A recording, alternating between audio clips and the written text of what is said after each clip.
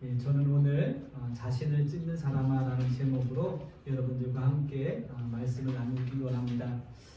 오늘 말씀은 엘리바스가 두 번째로 욥에게 이야기를 했습니다. 그리고 그 이야기를 듣던 욥이 자신의 마음을 친구들에게 다시 이야기를 하게 되었습니다.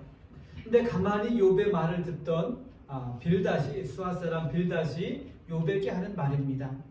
왜냐하면 빌닷이 이렇게 욥을 보자니까 욥이 친구들의 지혜로운 말, 조언을 듣지 않고 오히려 자신을 짐승 취급하는, 부정한 사람 취급하는 것에 대해서 더 이상 참고만 있을 수 없었습니다.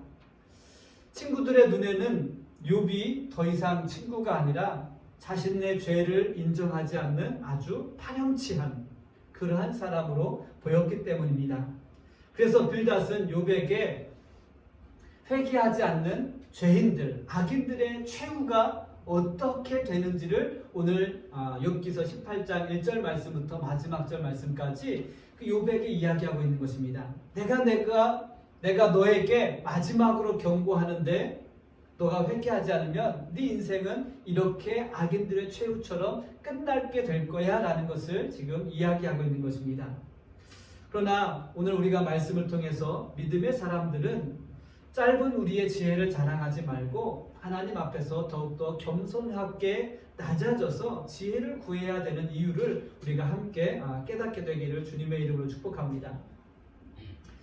욥의 이야기를 듣던 이 빌닷은 욥의 말이 다 끝나기도 전에 욥의 흠을 지적하고 욥을 막 책망합니다.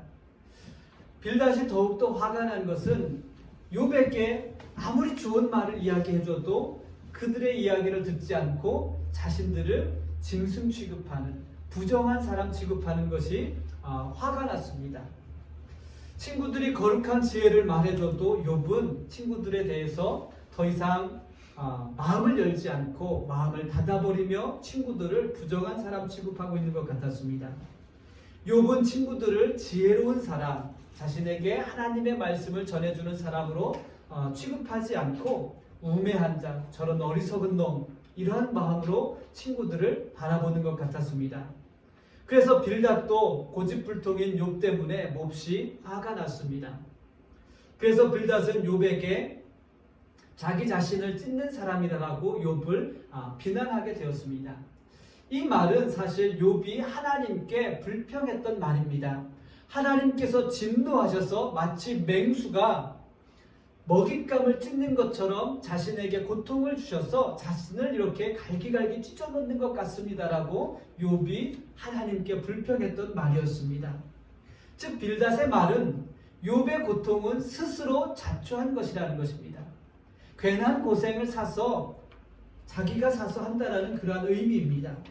친구들의 말처럼 자신의 죄를 회개하고 인정하고 하나님 앞에 하나님 내가 죄인입니다. 내가 회개합니다라고 끝나면 이 상황이 어쩌면 쉽게 끝날 수도 있는데 저렇게 미련하게 고집부리고 있으니까 네 고난은 네가 산 거야. 네 고난은 네가 자초한 거야 라고 그렇게 빌닷이 욥을 책망하고 있습니다. 지금 상황을 가만히 보면 욥과 친구들은 서로를 향해서 분노하고 있습니다.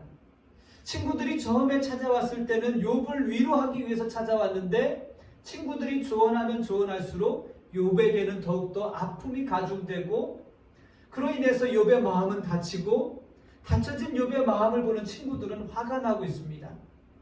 욥과 친구들은 서로에게 화를 내면서 서로 우매한 자들 취급하고 있습니다. 욥이 친구들에게 말했던 것처럼 이제 친구가 아닌 더 이상 쓸모없는 의사와 같은 그러한 관계가 되어버렸습니다. 결국 욥과 친구들의 짧은 지식이 서로 부딪히게 되어서 서로에게 화를 내고 있습니다. 욥과 친구들이 서로에게 화를 내면서 그들은 스스로를 찢는 그런 아픔 가운데, 고통 가운데 빠져들고 있습니다. 그런데 빌닷의 말을 잘 보면 우리는 해답을 찾을 수 있을 것 같습니다. 우리가 누군가를 깨닫게 하기 위해서 먼저 우리는 자신의 지식에 대해서 이야기를 합니다. 내 경험에 의하면, 내가 알고 있는 하나님의 말씀에 의하면, 내가 만났던 하나님에 의하면 자신의 지식에 대해서 이야기합니다. 그런데 우리는 먼저 누군가를 깨닫게 하기 전에 자신이 먼저 깨달아야 합니다. 즉 믿음의 사람은 그 상황을 통찰해 볼 수 있는 지혜와 믿음을 위해서 먼저 기도해야 한다는 것입니다.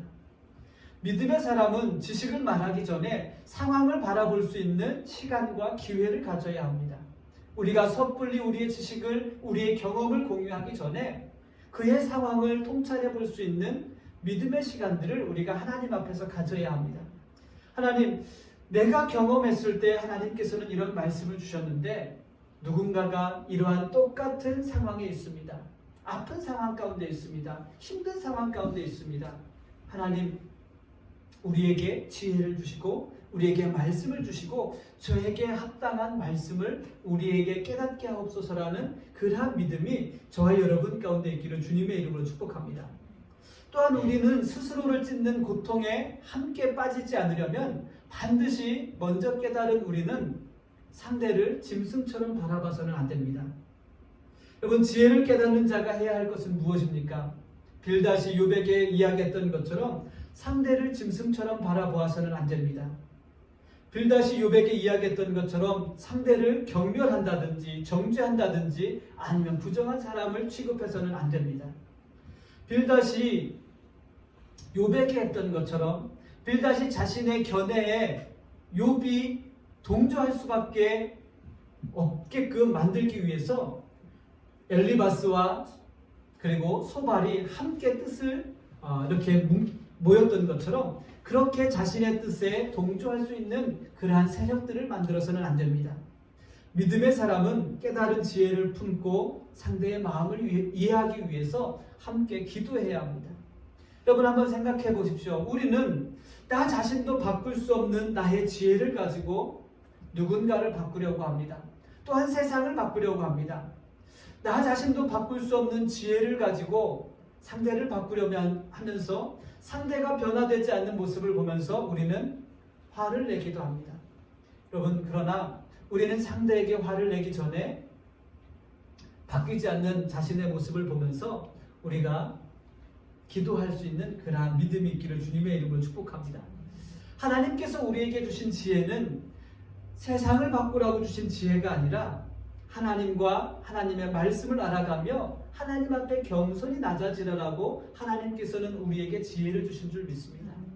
누군가를 바꾸기 위해서 지혜를 주신 것이 아니고 나를 바꾸라고, 내 모습을 바꿔가라고, 나를 변화시켜가라고 하나님께서 우리에게 지혜와 믿음을 주신 줄 믿습니다. 사랑하는 성도 여러분, 모든 상황을 통찰할 수 없는 인간의 지혜를 스스로 자랑하는 것은 참 어리석은 것입니다. 엘리바스와 빌닷과 소발이 지금 모든 상황을 통찰할 수 없음에도 불구하고 자신의 경험과 자신의 지식을 가지고 욥에게 강요하고 있습니다. 참 얼마나 어리석은 짓입니까? 자신도 악인의 삶을 살았음에도 불구하고 자신은 전혀 그렇지 않은 것처럼 그렇게 욥에게 강요하고 있습니다. 여러분, 우리의 지혜를 자랑하면 자랑할수록 오히려 서로를 고통 가운데 빠지게 할 뿐입니다. 참된 믿음의 지혜자는 겸손히 하나님 앞에 스스로 낮아져서 하나님의 마음을 구하는 자들입니다. 여러분 모두가 참된 믿음의 지혜자가 될 수 있기를 주님의 이름으로 축복합니다. 고난 가운데 있는 이들이 있다면 하나님께 지혜를 구하십시오. 하나님의 말씀을 구하십시오. 그리고 그의 마음을 이해할 수 있도록 하나님 나에게 긍휼한 마음을 주십시오라고 기도하며 또 함께 앉아줄 수 있는 그런 귀한 믿음이 저와 여러분 가운데 있기를 주님의 이름으로 축복합니다. 빌닷은 욥에게 충고를 합니다. 모든 죄인들의 인생에 대해서 이야기를 합니다.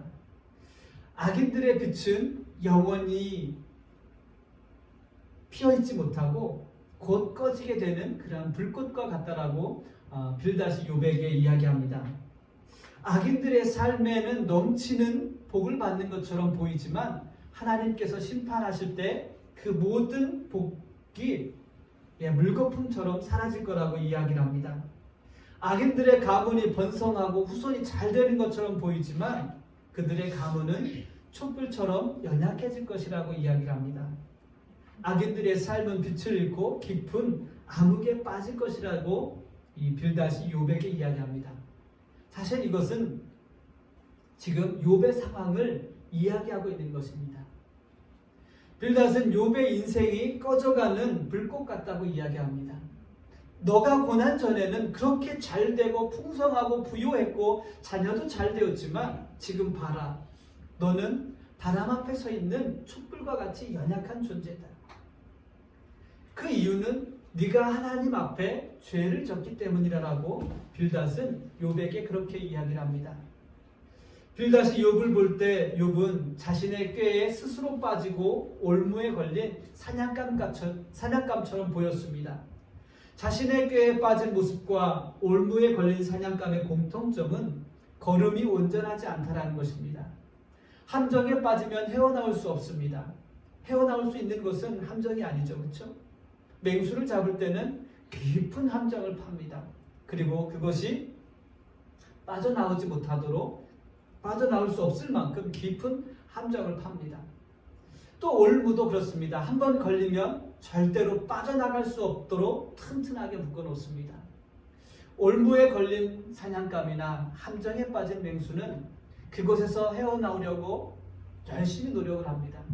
그러나 곧 그들은 다리의 힘을 잃게 됩니다. 여러분, 그러나 죄악 가운데 태어난 모든 사람의 인생은 불꽃처럼 사라지게 되어 있습니다. 올무에 걸린 사냥감이나 함정에 빠진 맹수뿐만 아니라 모든 인생은 다 그렇게 불꽃처럼 사라지게 되어 있습니다. 하나님 없이도 강함을 잃지 않고 살아가는 것처럼 보이기도 합니다. 그래서 우리 인생은 바람 앞에 켜놓은 촛불처럼 연약하고 불안한 존재입니다. 우리가 영원히 살 수 있을 것처럼 생각하지만 곧 하나님이 정하신 시간의 끝을 향해서 가고 있는 그러한 존재들입니다. 우리는 무한한 존재라고 여기지만 유한하고 연약하기 짝이 없는 그러한 불안한 존재입니다. 우리는 창조주 하나님의 질서에 순종할 수밖에 없는 하나님께서 지으신, 하나님께 지음받은 피조물이라는 사실을 우리가 깨달아야 하겠습니다. 여러분, 죄악 가운데 태어난 모든 인생은 육신의 욕심이라는 올무에 걸려서 헤어나오지 못합니다. 뿐만 아니라 죄악 가운데 태어난 모든 인생은 욕심을 이루기 위해서 자신의 꾀를 내어보지만 곧 그 꾀에 자신이 빠지게 됩니다. 꾀라는 것은 좋은 의미가 아닙니다. 누군가를 어렵게 만들거나 누군가를 골탕 먹이기 위한 어떤 자질잘한 그런 지혜를 우리가 꾀라고 이야기합니다. 우리가 열심히 꾀를 내어보지만 그 꾀에 자신이 걸리는 그러한 경우들을 보게 됩니다. 여러분, 가만히 우리의 인생을 보면 우리를 망가뜨린 것은 환경이 아니라 우리 스스로가 우리를 망가뜨리고 있습니다. 우리의 육신의 욕심이라는 올무에 우리가 걸려서 우리를 망가뜨리고 있습니다. 육신의 욕심을 이루려는 그런 자신의 꾀에 스스로 빠져서 올무에 걸려서 헤어나오지 못했던 그런 많은 경험들이 있습니다. 여러분, 우리는 바람 앞에 켜져 있는 촛불처럼 연약하고 곧 사라지게 될 불꽃 같은 존재이지만 하나님은 우리를 불쌍히 여기시고 우리에게 긍휼을 베푸신 줄 믿습니다. 스스로를 망가뜨리고 있는 어리석은 자들에게 하나님을 알 수 있는 거룩한 마음과 또 하나님께서 주시는 하늘의 지혜를 우리에게 주셨기 때문입니다. 하나님의 은혜로 더 이상 우리는 불꽃처럼 사라져야만 하는 그러한 존재로 살지 않게 하셨습니다. 타오르는 불꽃 같은 악인의 삶을 부러워하지도 않게 하셨습니다. 그리고 하나님의 은혜는 우리의 죄의 몽해를 완전히 벗겨주셨습니다. 하나님의 은혜는 다시 우리가 죄의 올무에 걸리지 않도록 성령의 능력을 우리들 가운데 부어주신 줄 믿습니다. 여러분, 왜 우리가 하나님 앞에 겸손히 스스로 낮아져서 지혜를 구해야 합니까? 빌닷이 욥에게 말했던 것처럼 우리는 하나님의 은혜를 모르고 악인들처럼 살아갔을 때가 있었기 때문입니다. 하나님의 은혜를 알기 전에는 죽음의 두려움 속에서 살아야만 했습니다.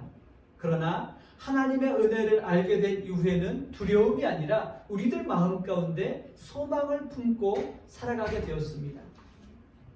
죄의 멍에를 벗고 자유를 얻었기 때문입니다. 그리고 우리의 삶의 방향과 목적이 바뀌었기 때문에 우리는 늘 하나님의 지혜를 구하는 사람이 되어야 합니다. 왜냐하면 우리의 삶은 하나님의 영광을 위한 삶이 되어야 하기 때문입니다. 패망의 길을 따르지 않고 하나님의 계획을 따를 수 있는 삶으로 하나님께서 우리를 변화시키셨기 때문에 우리는 날마다 하나님의 지혜를 구하며 또 하나님의 마음을 간구할 수 있는 그러한 은혜가 있어야 합니다. 하나님의 은혜가 우리의 육신의 욕심을 위해서 잠시 타오르고 사라질 것 같은 그런 불꽃 같은 삶을 변화시키셨습니다. 이제 우리의 삶을 하나님의 영광을 위해서 영원히 타오르는 불꽃이 되게 하신 줄 믿습니다. 여러분, 성막에는 금으로 만든 촛대가 있습니다. 이 촛대의 특징은 항상 성소에 불을 비추는 그러한 역할을 하였습니다. 여러분, 우리의 삶이 그러한 거룩한 삶이 되어야 할 줄 믿습니다. 우리는 작고 연약하지만 잠시 타오르고 사라지는 그러한 볏짚 같은 불꽃이 아니고 성소를 거룩하게 밝히는 그러한 촛대와 같은 삶이 되어야 할 줄 믿습니다. 여러분, 그래서 늘 우리가 하나님 앞에 지혜를 구하며 또 하나님의 마음을 알 수 있는 그러한 은혜를 간구할 수 있는 귀한 믿음의 삶이 되시기를 주님의 이름으로 축복합니다. 빌닷이 욥에게 아주 단호하게 한마디로 경고합니다. 우리식으로 말하면 이 믿음 없는 놈아라고 욕을 한 것입니다. 왜냐하면 이 빌닷이 욥에게 이런 이야기를 합니다. 하나님을 알지 못하는 자야. 하나님을 알지 못하는 자들 앞에 놓여있는 그 패망의 길을 벗어나서 회개하고 하나님 앞으로 돌아오라라고 이 빌닷이 욥에게 그렇게 경고를 합니다. 빌닷이 욥을 바라볼 때 욥은 하나님을 알지 못해서 하나님을 원망하고 있는 것처럼 보였습니다. 입만 열면 하나님께 불평하고 친구들이 아무리 조언을 해도 친구들의 이야기를 듣고 하나님을 원망하고 하나님께 불평하는 모습을 보면서 저 녀석은 하나님을 알지 못하는 놈이야. 글렀어. 제 인생의 끝은 패망의 길을 향해서 달려가고 있어. 그 길에서 돌아서서 회개하고 하나님 앞으로 오면 좋을 텐데 라는 마음이 이 빌닷에게 있었던 것입니다. 욥은 문제의 원인을 자신에서 찾지 않고 하나님께 찾고 있는 것처럼 빌닷에게는 그렇게 보였습니다. 그래서 빌닷의 결론은 욥은 하나님을 알지 못하는 믿음 없고 어리석고 연약한 사람이라는 악한 사람이라는 그러한 결론에 도달하게 되었습니다. 그렇기 때문에 빌닷은 하나님을 알지 못하고 어리석은 자들이 맡게 될 최후의 심판에 대해서 욥에게 이야기합니다. 빌닷은 욥에게 하나님을 알지 못하는 믿음 없고 어리석은 자들은 흔적도 없이 사라지게 될 거라고 경고를 합니다. 빌닷은 회개하지 않는 욥의 최후에 대해서 이야기하고 있는데 유황이 뿌려진 나무에 비유를 했습니다. 왜냐하면 이 욥이 그루터기 같았다라고 자신을 하나님 앞에 원망했기 때문에 그렇습니다. 하나님, 저는 잘려진 나무 같습니다. 그러나 그 잘려진 나무에서도 새로운 싹이 나고 가지가 되는 것처럼 하나님 나에게도 그런 은혜를 달라고 그렇게 간구했었는데 빌닷이 가만히 욥의 모습을 볼 때 빌닷은 잘린 그루터기가 아니고 유황이 뿌려진 하나님의 심판을 받아서 뿌리가 마르고 가지가 시들어버리는 그러한 나무 같다라고 욥에 대해서 그렇게 이야기를 합니다. 즉 빌닷이 욥을 볼 때 욥이 회개하지 않는 이상 더 이상 아무런 소망이 없다라는 것을 말하고 있습니다. 하나님을 알지 못하는 욥에게 더 이상 새로운 기회가 없을 것이라는 그러한 결론을 내리게 되었습니다.